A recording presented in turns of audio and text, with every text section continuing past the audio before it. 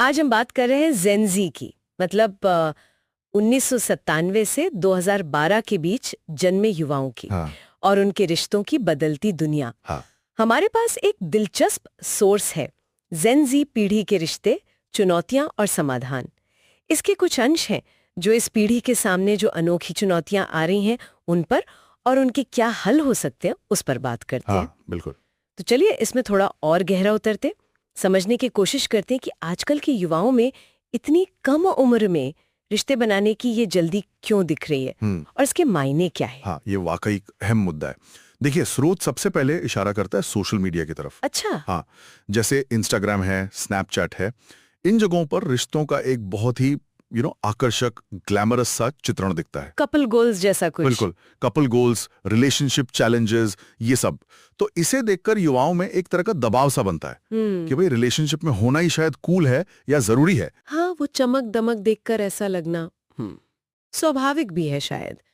पर क्या बस यही एक वजह है, या स्रोत किसी और गहरे मुद्दे की तरफ भी इशारा कर रहा है? हाँ, और ये शायद ज्यादा बुनियादी बात है। स्रोत बात करता है भावनात्मक अपरिपक्वता की। भावनात्मक अपरिपक्वता मतलब अपनी और दूसरों की भावनाओं को गहराई से समझने की, उन्हें संभालने की जो क्षमता होती है, वो पूरी तरह से विकसित नहीं हुई होती। अच्छा। तो इतनी कम उम्र में वो जो एक तेज आकर्षण होता है और एक मजबूत गहरा रिश्ता, उसके बीच का जो महीन फर्क है ना, वो समझ पाना वाकई मुश्किल होता है। मतलब दिल की बातें समझने में थोड़ा कच्चापन।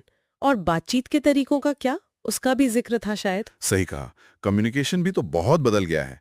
अब लंबी बातों की जगह वो इमोजीज ने ले ली हैं या छोटे छोटे टेक्स्ट मैसेजेस। हाँ, ये तो है। और ऑनलाइन बातचीत से रिश्ते तेजी से बनते भी हैं और शायद उतनी ही तेजी से बिगड़ते भी हैं। तो गहराई कम रह जाती है। हाँ, स्रोत यही कहता है। इसमें अक्सर वो गहराई नहीं आ पाती जो आमने सामने की बातचीत से या लंबे वक्त साथ बिताने से आती है। सब कुछ बहुत तेज, शायद थोड़ा सतही सा। तो ये जो सब हो रहा है, कम उम्र में रिश्ते, सोशल मीडिया का प्रेशर, इमोशनल मैच्योरिटी पूरी नहीं, इन सब का नतीजा क्या निकल रहा है? मतलब परेशानियां क्या आ रही हैं, स्रोत क्या कहता है? हाँ, तो यहाँ थोड़ी चिंता की बात शुरू होती है। शोध बताता है कि जब ये रिश्ते टूटते हैं ना, तो उसका मेंटल हेल्थ पर गहरा असर पड़ रहा है। जैसे डिप्रेशन है, एंग्जाइटी है। ये समस्याएं इस पीढ़ी में ब्रेकअप के बाद ज्यादा देखने को मिल रही हैं। अच्छा। शायद इसलिए भी कि ऑनलाइन दुनिया में रिश्ते और उनका टूटना ज्यादा पब्लिक हो जाता है। और एक और बात, पहचान को लेकर भ्रम। पहचान को लेकर भ्रम, वो कैसे? मतलब अपनी पहचान रिश्ते से इतनी जुड़ जाती है कि जब वो टूटता है तो इंसान खुद को लेकर ही सवाल करने लगता है, अपनी वैल्यू पर शक होने लगता है। और सोचिए जरा, 13-14 साल की उम्र, ये तो मतलब पढ़ाई और अपने करियर के बारे में सोचने का टाइम होता है।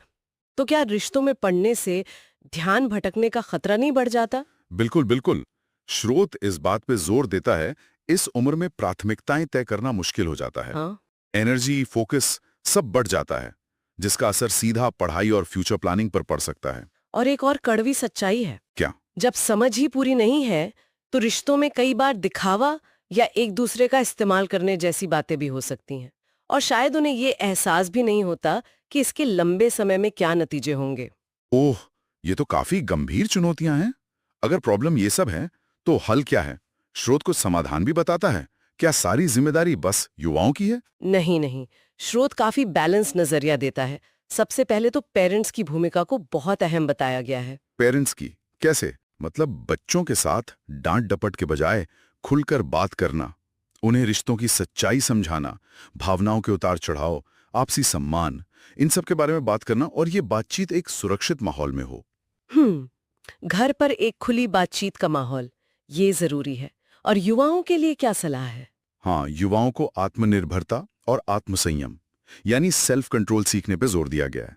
आत्मनिर्भरता मतलब किसी रिश्ते में जाने से पहले खुद को समझना, अपनी पसंद नापसंद जानना, अपने लक्ष्य तय करना, पहले खुद को एक व्यक्ति के तौर पर मजबूत बनाना, फिर किसी रिश्ते में जोड़ना। अच्छा। और क्या स्कूल लेवल पर या समाज के लेवल पर भी कुछ हो सकता है? हाँ बिल्कुल, स्रोत एक सिस्टमैटिक बदलाव का सुझाव देता है।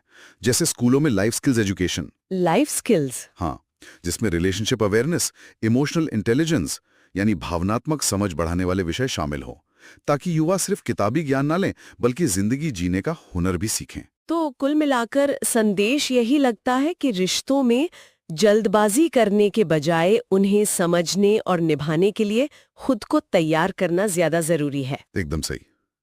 स्रोत के आखिर में एक बहुत ही मार्मिक बात कही गई है जो शायद इस पूरी चर्चा का सार है। क्या है वो? वो कहते हैं प्यार करना गलत नहीं है, लेकिन वक्त से पहले अगर कोई बीज बो दिया जाए तो वो न पौधा बनता है न पेड़, वो बस सड़ जाता है। वाह, ये वाकई सोचने वाली बात है।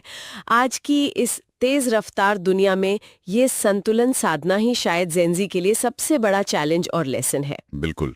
और जाते जाते एक सवाल हम सबके लिए छोड़ जाते हैं जिस पर सोचा जा सकता है। हाँ, इस डिजिटल युग में जहां सब कुछ इतनी तेजी से बदल रहा है, हम युवाओं को रिश्तों की सच्ची समझ और वो जो भावनात्मक मजबूती है वो हासिल करने में मदद करने के लिए और कौन से नए क्रिएटिव और असरदार तरीके अपना सकते हैं?